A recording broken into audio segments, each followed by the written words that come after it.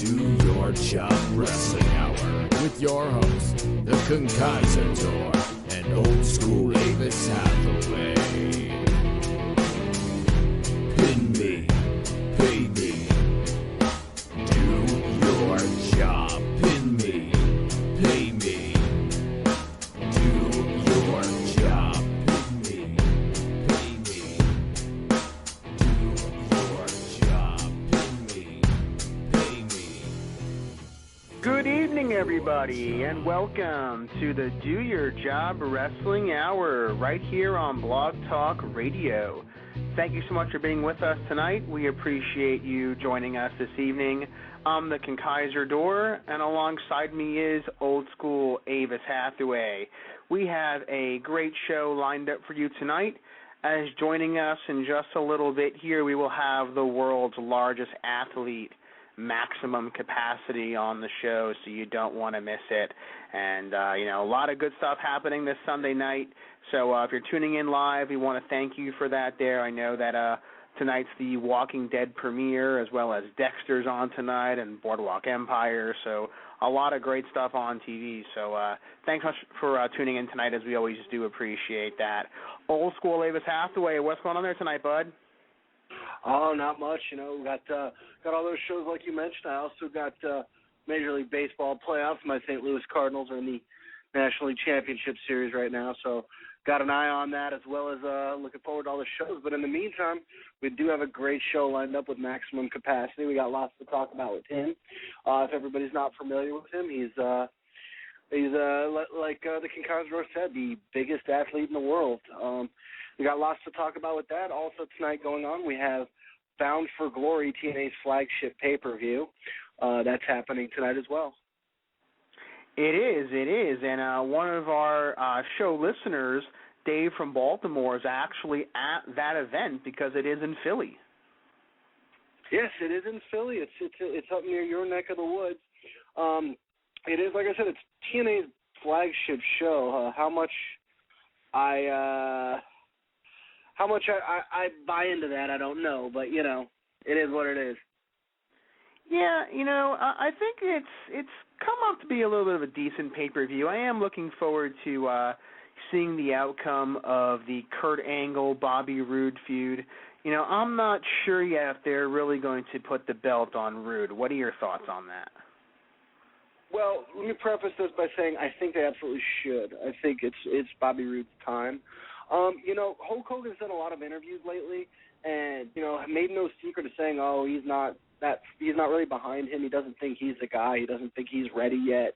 Hogan keeps saying, he thinks the next big thing, the next young guy, in his words, to really become some Jeff Hardy, which I just don't understand. Jeff Hardy's neither young nor is he the guy to carry your company.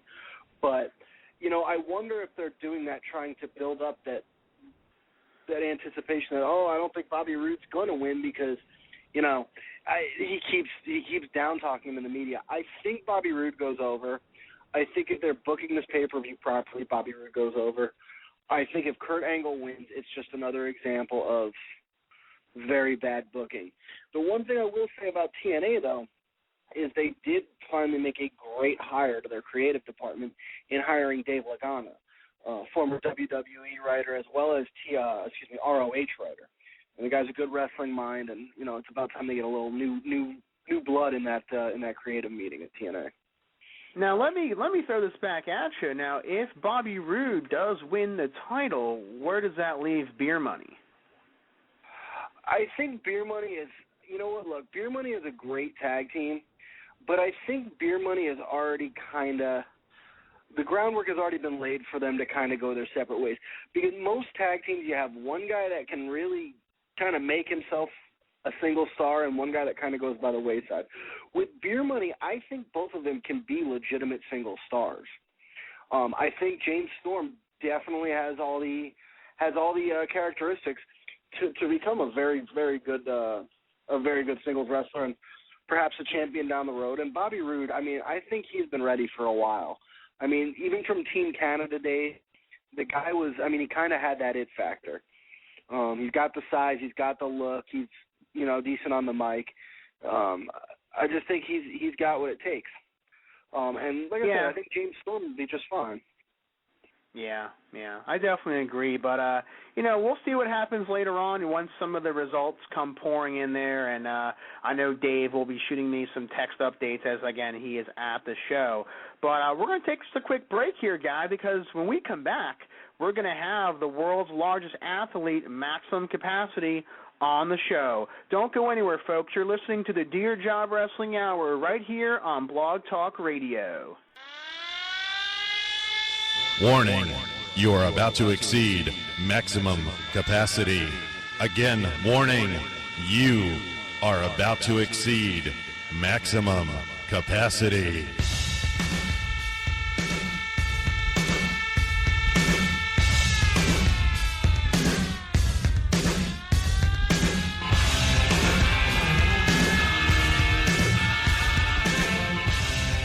Let's welcome to the Do Your Job Wrestling Hour. He is the world's largest athlete, maximum capacity. What's going on there tonight, Max Cat? What's up, guys? How you doing? Doing good. Great to have you on the show tonight. We've been looking forward to this interview here, and now it's the time. Now time to have you on the show, and we've got some great stuff to get into tonight. All right, I'm ready. Whatever you want to talk about, let's go. All right, let's do it here. So, you've kind of started in the wrestling business a while back here, and we kind of want to first kind of introduce you to our listeners and those that may not be familiar with your backstory and your kind of early upbringings in the wrestling business. Now, how did you break into the business itself? I actually was following the WWE and WCW in '98. I was really into the Monday Night Wars. And I was a big fan of Foley and The Rock and Austin, all those guys. And I would watch it on TV every Monday. And then I did a search on the Internet, and I came across an independent company called FCW down in Miami. I had no idea what independent wrestling was. I just thought it was the WWE, WCW, and that was it. And after I did the search, I went to a couple of their shows, met a couple of the boys, and they told me with my size and look, I should start training. And so about a year later, after going to shows every month, I started training finally. Gotcha. Now, let me ask you this. Who are some of the people that kind of brought you in and trained you as you were kind of, breaking in? Well, Billy Fives is most responsible. He's the one that pushed me, and he's the one who actually told me where to go get trained. And during my training, he was, he helped me out a lot. I went to Rusty Brooks School of Hard Knocks, and he trained me. And some of the guys there were the Sheik.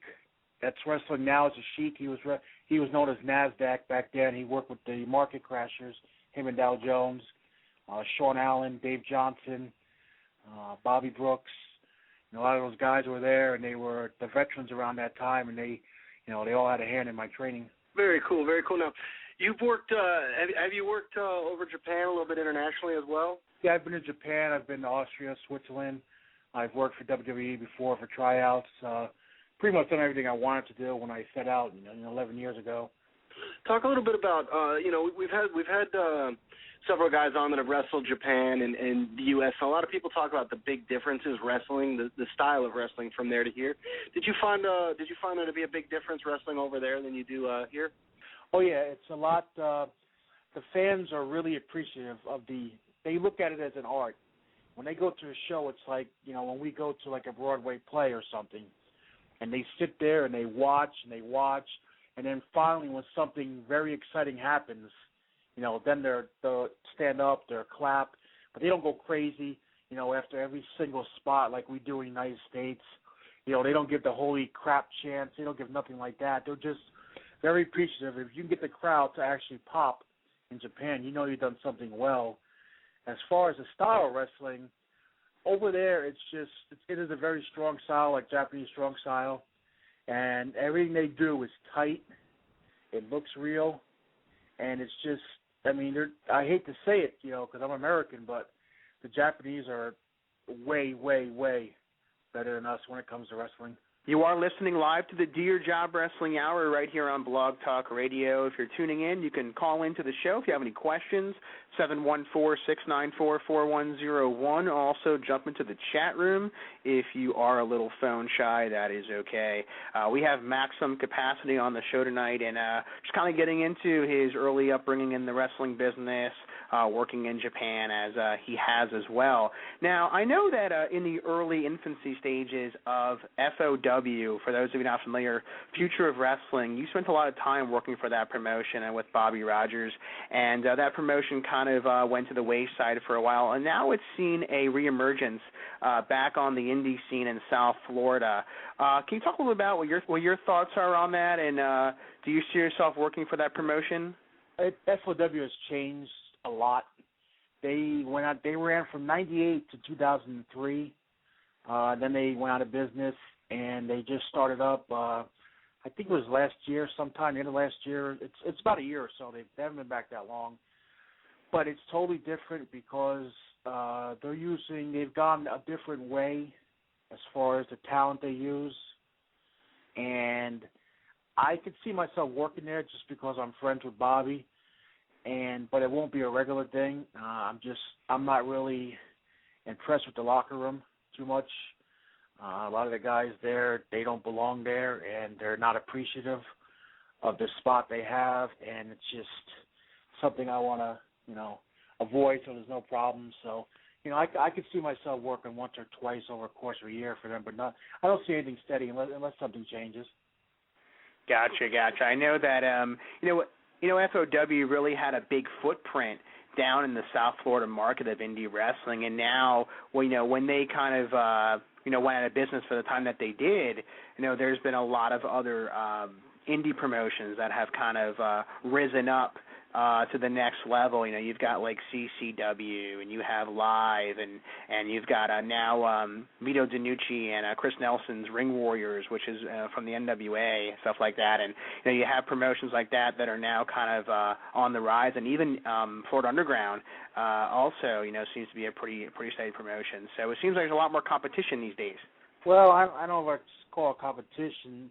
Everybody who has a few dollars to rub together, they want to run a show. And the problem is that I'd say 90% of the companies running right now shouldn't be running, because it's either somebody who tried to be a wrestler and couldn't make it, or it's somebody who just thinks they matter in the wrestling business and they're running shows. And that's why it's so watered down in Florida.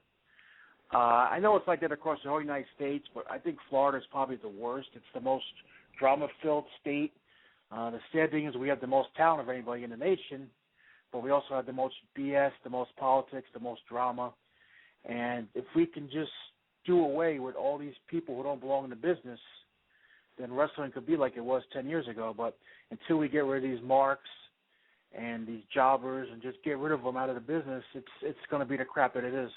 Is there any certain other, promotions? I know that you're now living in the Orlando area, which also seems to have, kind of a decent scene up there as well. Are you going to be looking into working some events up in the Orlando area? Well, I've worked for PWX. I actually worked for them last week, Frank Goodman's company. They used to be from New York, but he lives down here now. And I was on their show last week. I'm on their next show coming up in January. He only runs like 4 or 5 times a year. I'm available. Whoever wants to book me, I'll work for them. It's just that I have a lot of problems with promoters because I tell them straight out when they suck, they suck. I tell them. I don't bite my tongue. I won't work for free. I'm not going to set up the ring. I've paid my dues. And I tell these promoters, look, here's my fee. If you want to book me, book me. If you don't, don't. But if you want to draw, you book me. If you want to draw your normal 50 to 100 people, then, hey, I'll stay home. I won't work.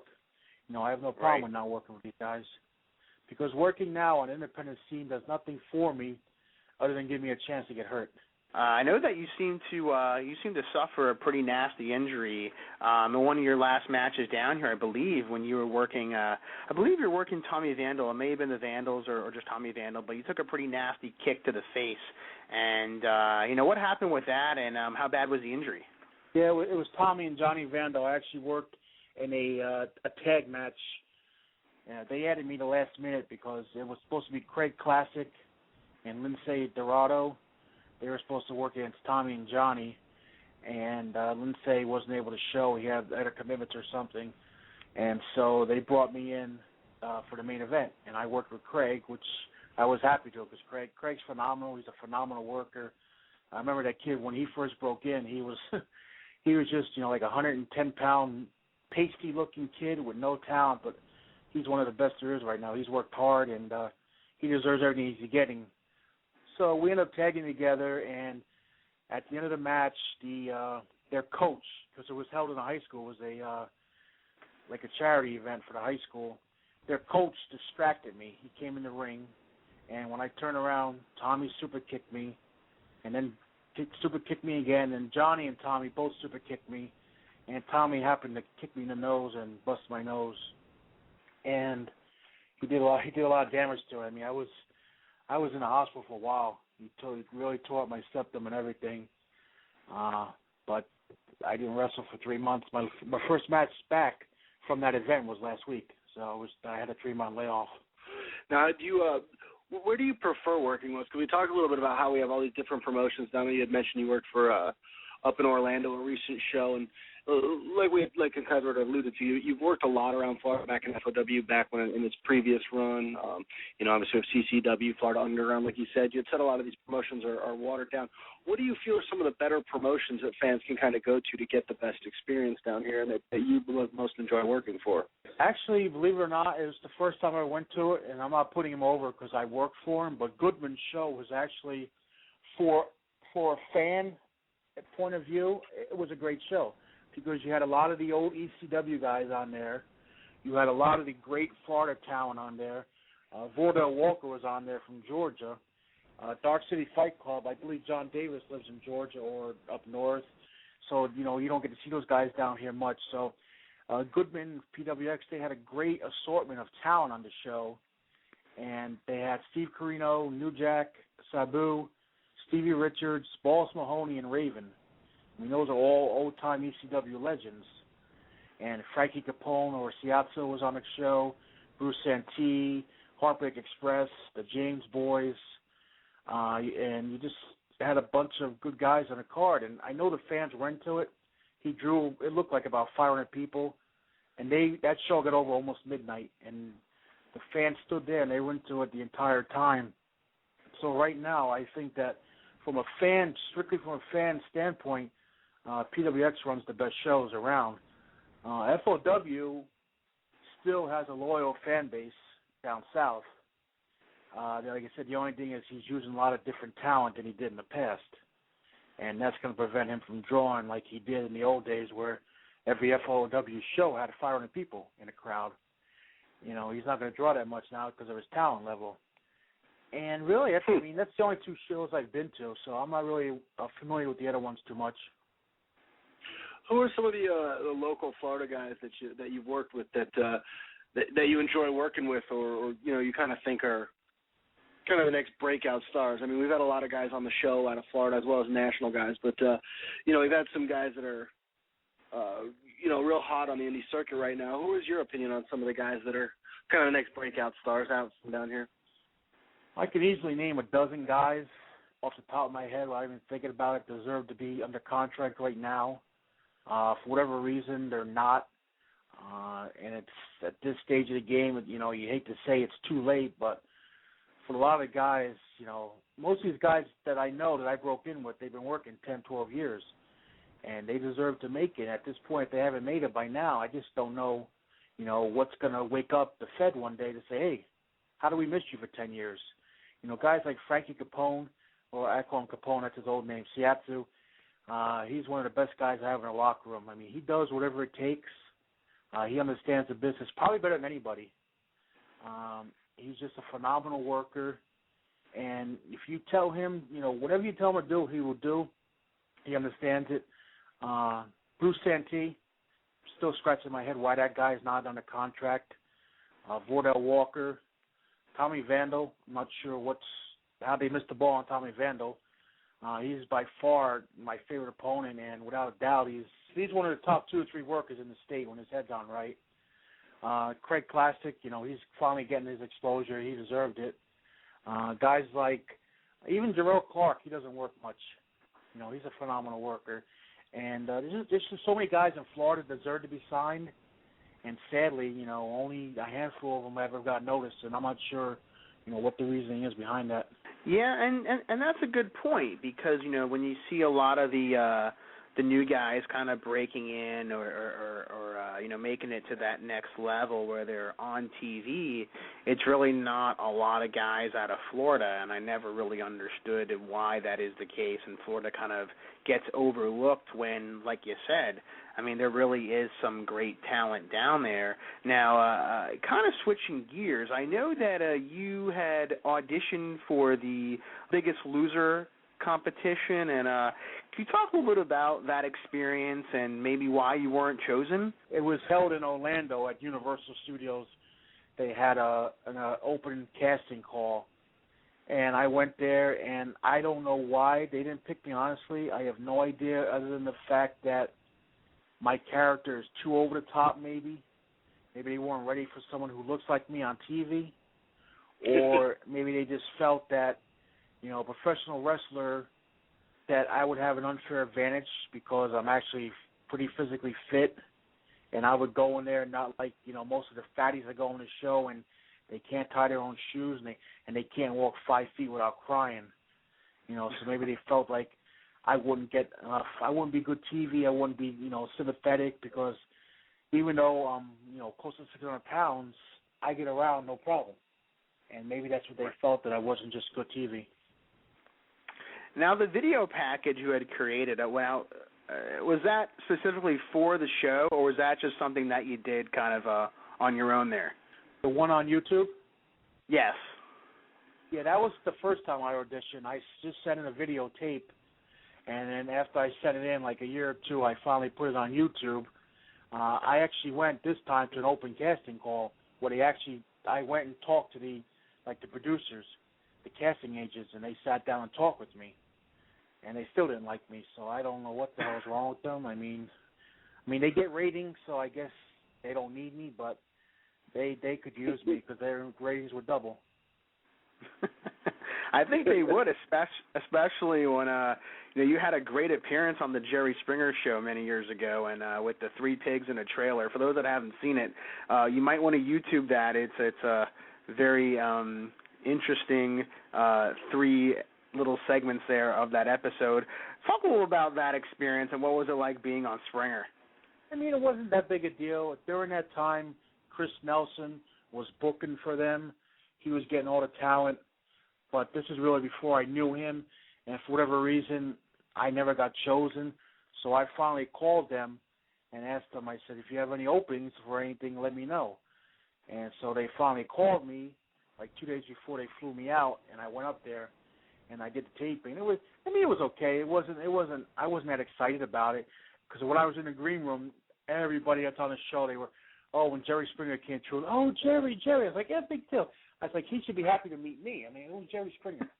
He's like, nobody famous to me. I was just saying, did they basically write the segment for you, or how does that work? Well, what it was they just, what I told them when I went there, I was like, look, give me a general idea what you want me to say. I'm not going to rehearse. I'm not going to read off a script. I said, I don't do it that way. Give me a general idea what you want, and I'll deliver. And, so they said okay, and they put the other people in the room, and they made them practice constantly, go over their lines, rehearsal. I'm like, I don't do it that way. So they finally let me go, and then pretty much 90% of what I said was ad lib.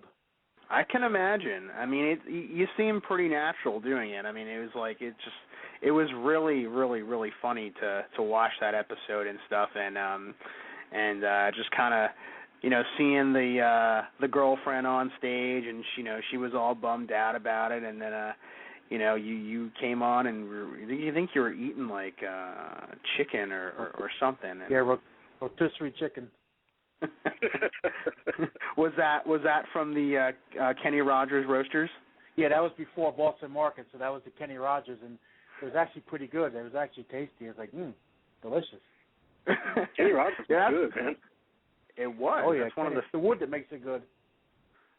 That's true. It's one of the few places that should be around today that's not. So, but yeah. So, since you're not going to be on Biggest Loser, do you have any plans to focus on your weight loss, or are you going to continue to kind of push until you're on that show? Well, once I'm finally done wrestling, I think I'll finally try and drop the weight that I put on over the years. Because since I broke in, I probably put on about 150 pounds. So once I'm done wrestling, once I'm done with maximum capacity, I think I'll try and lose some weight to get back down to somewhat healthy weight. And because as I get older, it's really hell on my knees, and it's just like I can barely get around now because my knees are so shot from all the years of being in the ring and carrying the weight. I can imagine. Yeah. I mean, what are you doing now for work outside of working some events here and there? Other than looking for cougars, I really don't do much. I just I play online a lot. I'm always on Facebook, so if they want to see me, I'm always there. Yeah, we were actually plugging your Facebook in our chat room here, and you are on Facebook quite a bit, and I see the posts in the news feed inviting people to webcam chat with you, sometimes clothed, sometimes not. And have you had anyone take you up on those offers? The sad part is I only gotten requests from gay guys. I have a lot of gay friends on here. And, I have no problem with that. If you enjoy a hot dog or two, that's fine. But I'm not, I rather eat tacos, so I'm not a big fan of hot dogs. So I won't usually accept any kind of chat requests from guys. Other than that, I think the women are shy because, like I said, most of the time I'm just sitting here naked. I'm actually naked right now. Right. So I think they're shy because they don't want to, they don't want to see maximum capacity at its fullness. You are listening to the Do Your Job Wrestling Hour on Blog Talk Radio. We are live with Maximum Capacity, who is in the nude as we do this interview tonight here. So we appreciate that little tidbit of information. If you want to call in, 714-694-4101, and we'll take your questions live and also questions you have in the chat room here. So we have a question from... the chat room is available on the website. If you go to Blog Talk Radio / Do Your Job, you can actually find the chat room link right there on the website where you would stream the show. Because I want to mess with the people in the room.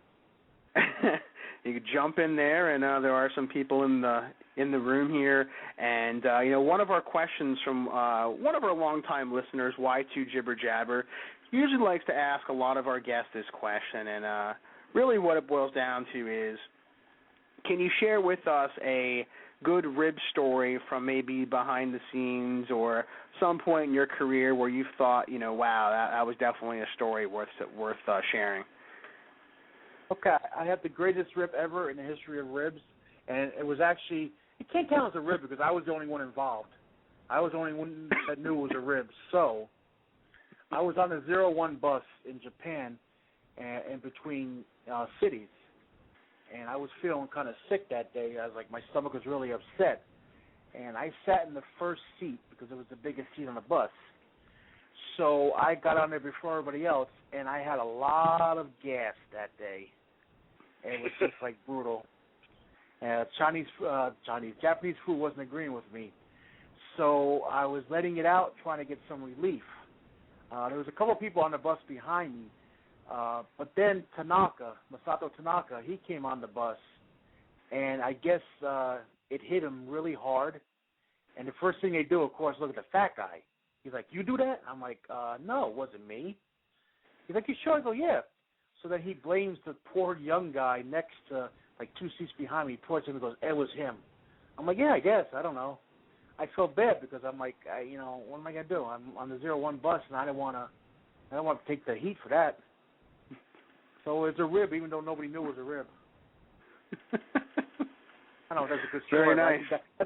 That's the most ever laughed. I mean, I still laugh at it to this day. No, it is a good story. I mean, stories about, farts and things of that nature usually gets a laugh. Especially when a 600-pound guy farting. I mean, it's not sweet or anything. I would think not. Now, kind of, kind of sticking with this here. Now, I know also, getting back to Facebook, that you also do a lot of postings about your time spent in the bathroom, and which is always interesting to read because, there's not many people who do share those stories with everybody. And, what exactly drives you to wanting to share that with everyone, and what exactly are you looking to get out of it? Well, my job is to entertain people. That's what I do for fun, and that's what I do for money. I entertain. I'm not shy about anything, any part of my life. I have no boundaries whatsoever.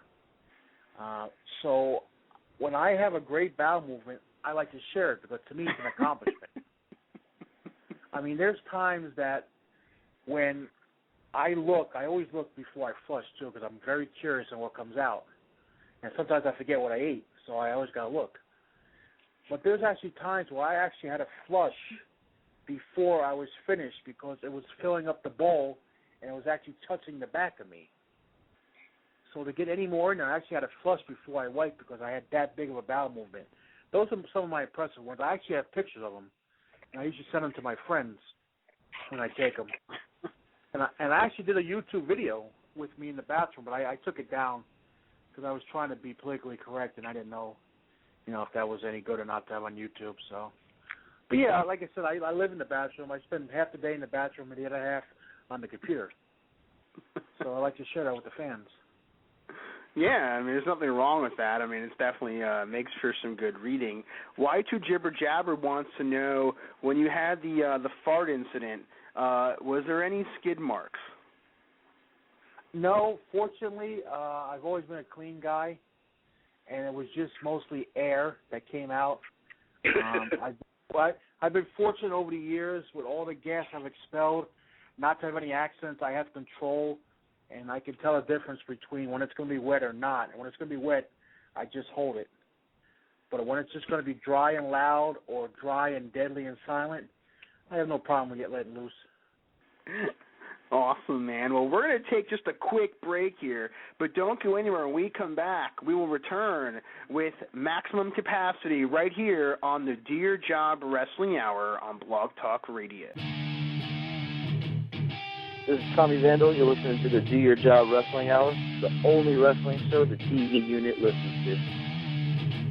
Welcome back to the Do Your Job Wrestling Hour right here on Blog Talk Radio. I'm the ConKaiserdor, and alongside me is old school Avis Hathaway, and we are joined tonight by the world's largest athlete, Maximum Capacity. And great interview so far, Max. Definitely interesting, getting into a lot of things here about your time breaking into the business, as well as your time kind of on television as well, and kind of leading into the time spent on Facebook, and how you really do want to make people laugh and entertain people, which is great. I think there's a lot of workers out there that are sometimes a little too serious.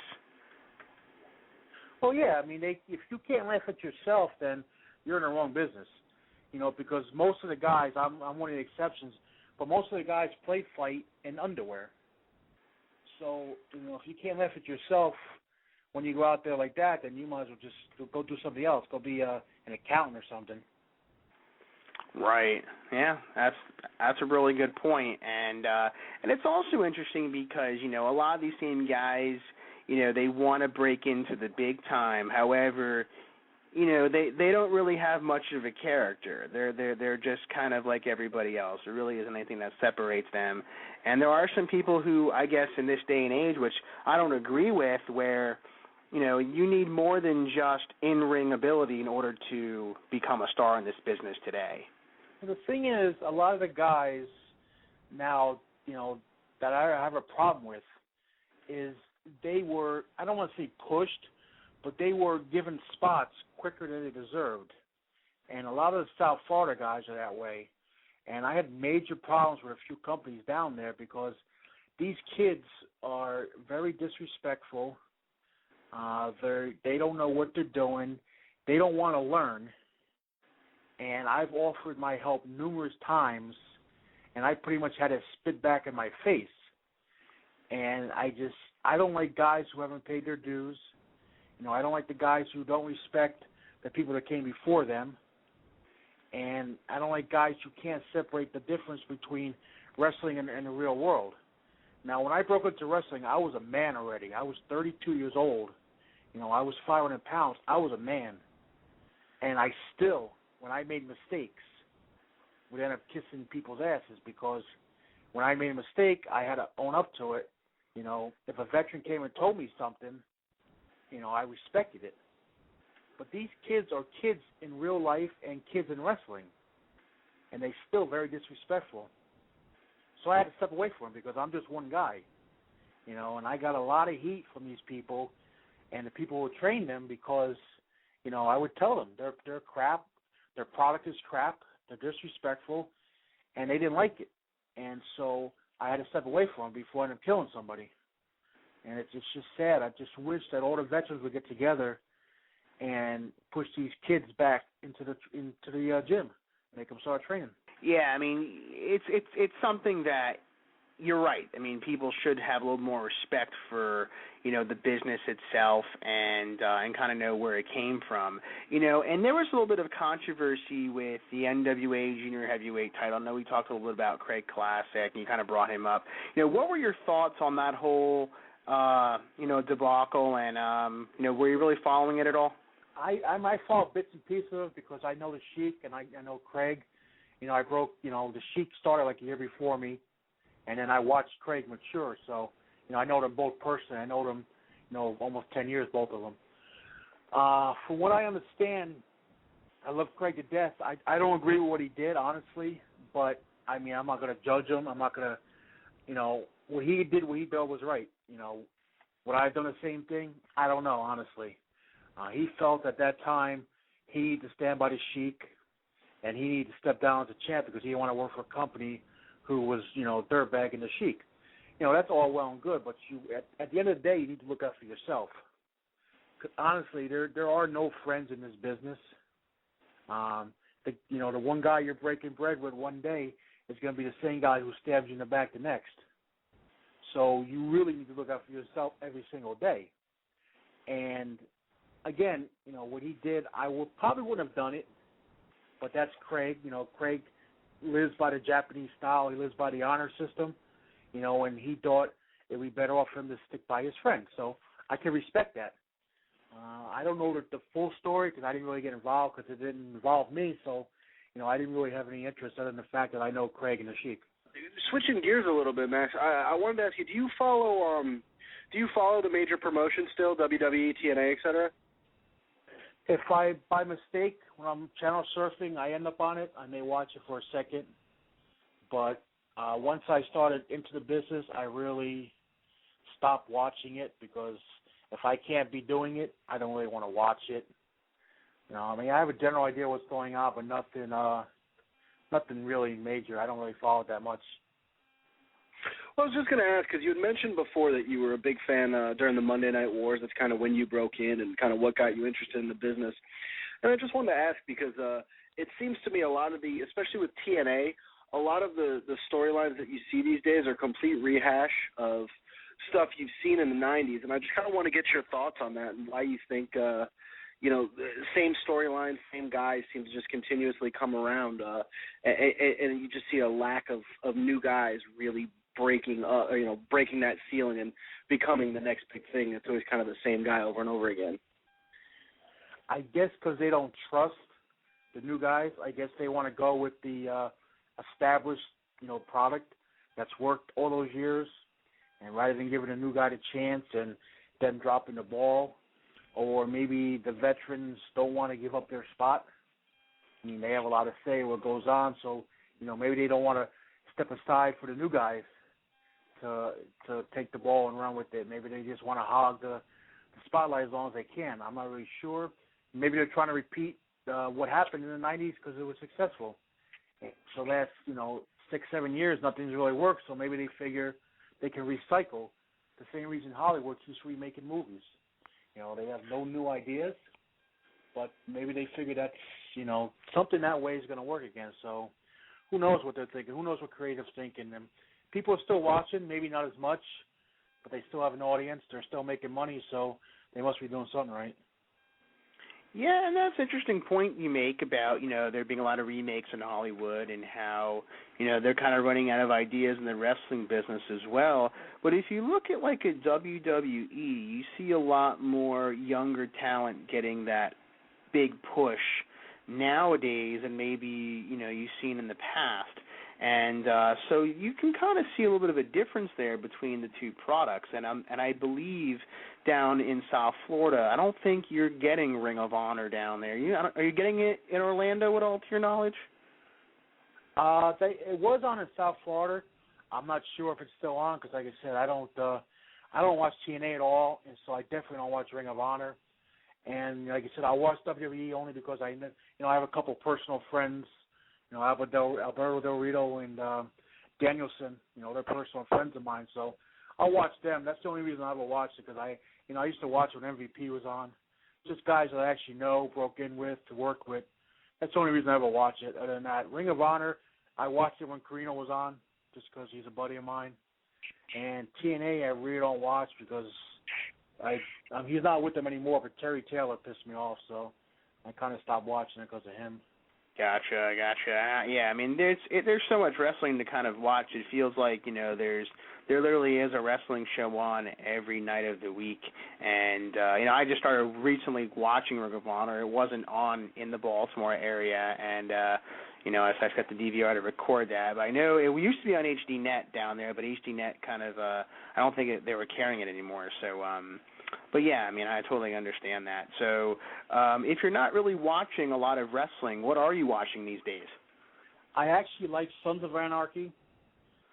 Grey's Anatomy is my favorite kind of love soap opera. I watch House,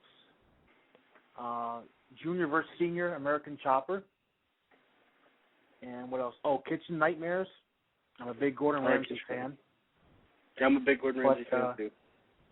Yeah, but my favorite show is by far Sons of Anarchy and Burn Notice. Those two are just phenomenal shows. I just want to be a biker when I watch Sons of Anarchy. Sons of Anarchy is great. I like Ron Perlman a lot, and I love Burn Notice. It's kind of cool they film it down here too, so you see a lot of stuff. I see a lot of stuff I know. Oh, I know where they are and that sort of thing. But and I love Bruce Campbell, so that's another reason I like Burn Notice. Is pretty much anything Bruce Campbell does, I'll watch. And Fiona's got a tight body on her. Oh my God! My goodness. Yes, she does. Dude. Woo. Yes, she does. Now, let me steer this back towards wrestling a little bit. Do you have any shows upcoming, any appearances upcoming where people can find you? My next show is January, I believe it's the 28th or 29th. It'll be a Saturday over in Orlando for PWX, the Frank Goodman promotion. That's my next booking. I've actually got written down for sure. Anything can come up before then, but that's the only one I'm at right now. Like I said, if you want to book me, they book me. I've got to the point where I'm not going to ask. I asked new promotions when they first start up one time, you want to book me? If you don't know who I am in the state of Florida, then you're nobody. You don't belong in the state of Florida running shows. So I really don't feel the need that I need to ask people. All the companies that are running that aren't using me are dropping the ball, and it's bad business. But, to each his own. Yeah, you had some talks going back on Facebook about possibly wrestling. I believe it was in Nigeria, if I'm not mistaken. What kind of happened with that? And do you still have intentions of working over there? Actually, they booked me. It was a year in the works. The talk was going on back and forth, and they finally booked me. But the thing was, they didn't give me enough notice to get my visa, because you need a visa to enter that specific country. So I had to get a visa, and it happened to fall on a 2-day holiday for the Nigerians, and then the Monday coming up was Labor Day. So I really only had like 4 business days to get my visa, and I never got it in time, so I wasn't able to go on the tour. So they actually got mad at me like it was my fault.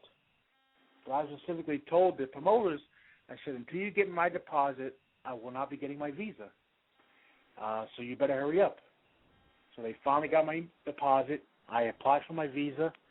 The consulate, the closest one, was in Georgia, and I'm a 9-hour drive, so I wasn't going to drive there, so I had to FedEx it. And the time frame came and passed, and I wasn't able to go. They still say they want to book me in January to go there, but I don't know. I think they're still mad at me, so if I do go, they may probably try and kill me and shrink my head. I'm not sure.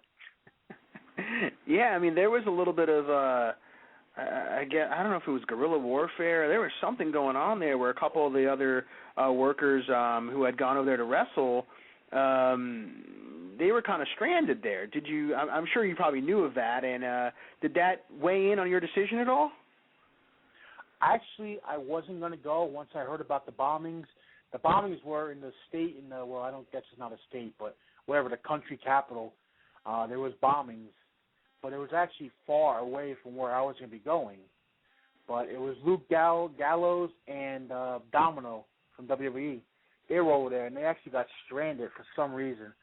But I wasn't worried about getting stranded because I had tickets, return tickets, non-refundable, so they were all set. But I was a little worried, and I wasn't going to go, but I said, what the hell, let me go. And if I had got my visa in time, I would have went, but my visa never came, so I wasn't able to go, sadly. I went and got my vaccines and everything, and that hurt like hell. So I got shot for nothing. Gotcha, yeah. I mean, that's something that I'd probably be really freaked out. I mean, just, you're stranded in a country that, it's all kinds of shit can go on there and stuff like that. But, hopefully if you do decide to wrestle out there and they still want you to work, one of their shows, hopefully, it's a safe trip and, and everything goes well. I didn't even know they even had a wrestling scene in Nigeria. Supposedly it's big time. Supposedly, who's out there? Warlord. They were supposedly out there, him and his tag partner. A bunch of the old Fed guys were there a couple weeks before I was supposed to go.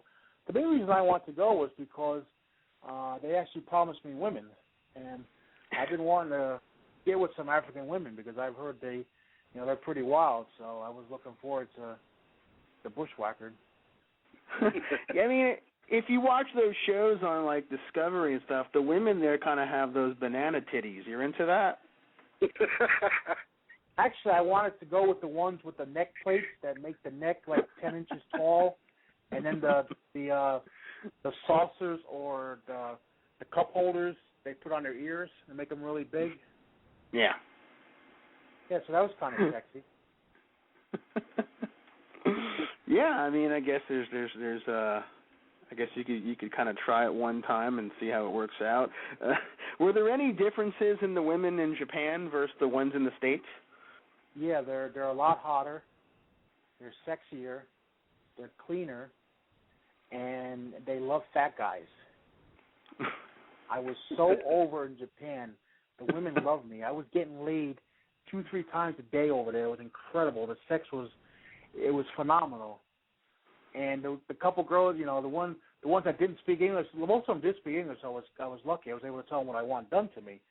But the ones that didn't, it was funny because I would come after a match and the only words they knew were like washy washy, and they would point to my my package.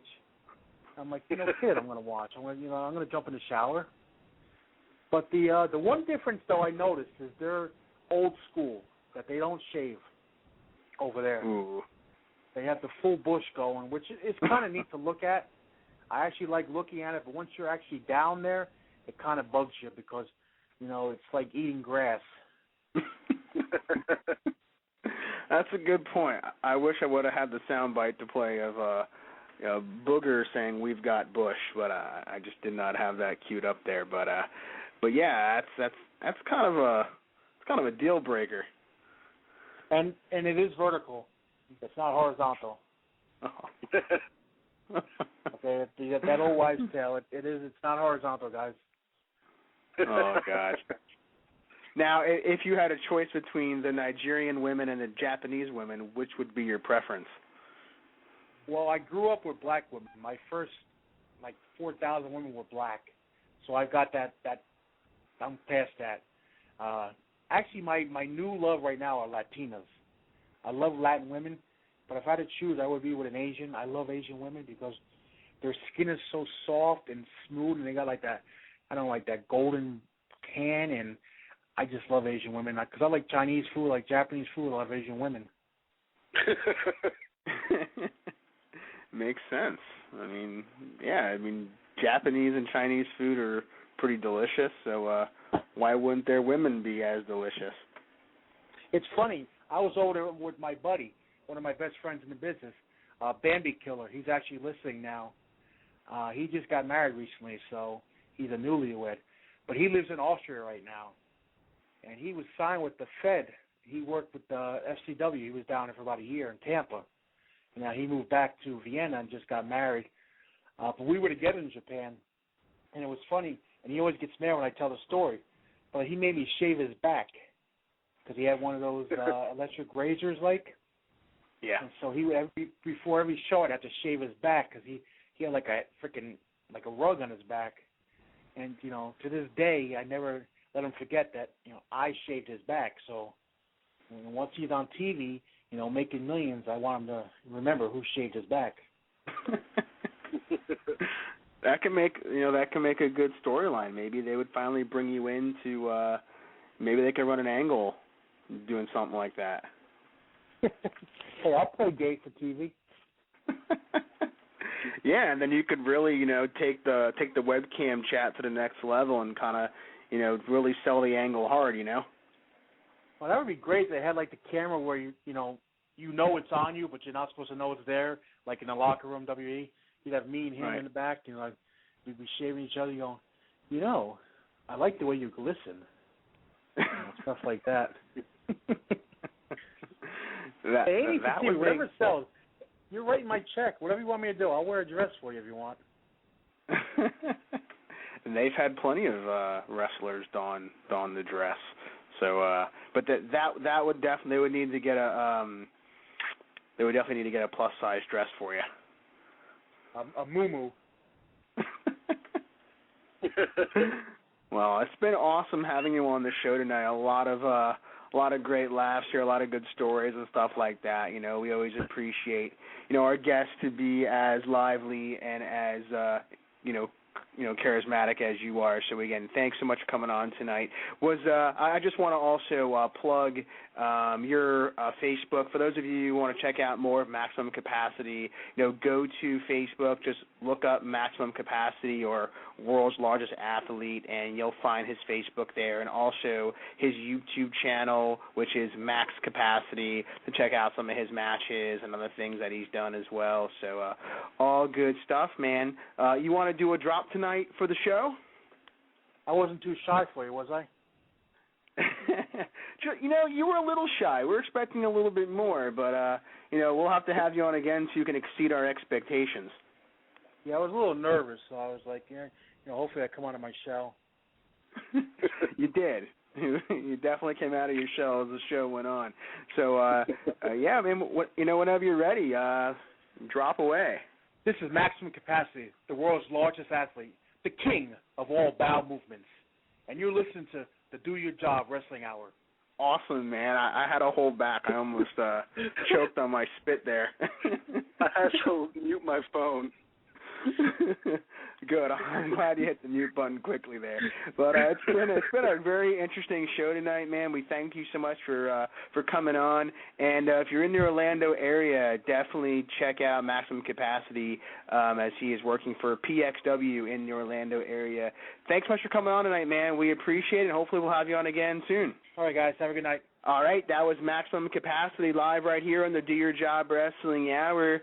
I would say, old school man, one of the most interesting interviews we've done to date. It really was. It was a lot of fun. Because the thing about, kind of as you alluded to earlier in the interview, a lot of guys take themselves way too seriously. This guy's had a nice career. He's worked all over. Kind of he talked about Japan, Australia, here in the States.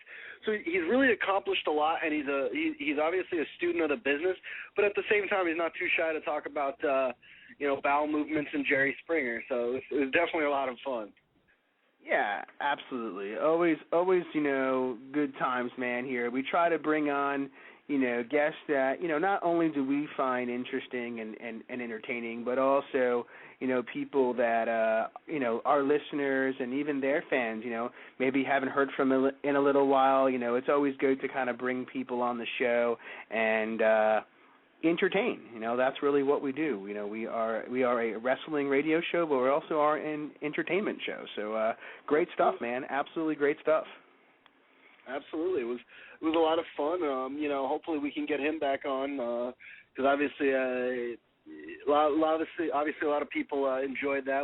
Obviously we enjoyed it, but a lot of people enjoyed it, and he would. I think he'd be a lot of fun at any time. So definitely want to try to get him back on in the near future. Yep. We're going to take just a last quick break here, Bud, but don't go anywhere when we come back. We're going to have the conclusion of our awesome show tonight. Do Your Job Wrestling Hour returns in just a little bit here on Blog Talk Radio.